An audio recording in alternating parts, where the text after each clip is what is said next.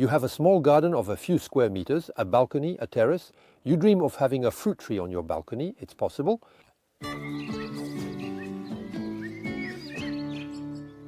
To have flowers in the first year, you must first choose your tree. So if it is already in bloom, like here, it is a peach tree with pretty pink flowers. Sometimes the flowers are not yet present. So for that, you just need to observe it. You observe the buds, you often see the small pink bud. This is a nectarine tree, so it's a tree that will bloom. However, if this dwarf tree is presented with leaves, it will not bloom this year, it will only bloom next year.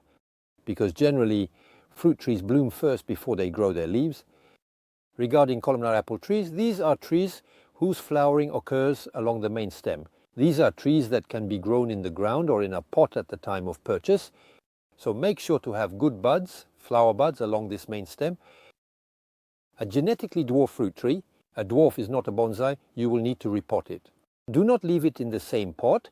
If you leave it in the same pot, it will gradually decline. So it needs a fairly large pot with planting soil, a well-drained pot. Here it's a zinc basin, but it could also be a wooden pot or even a terracotta one, as long as it is not frost sensitive.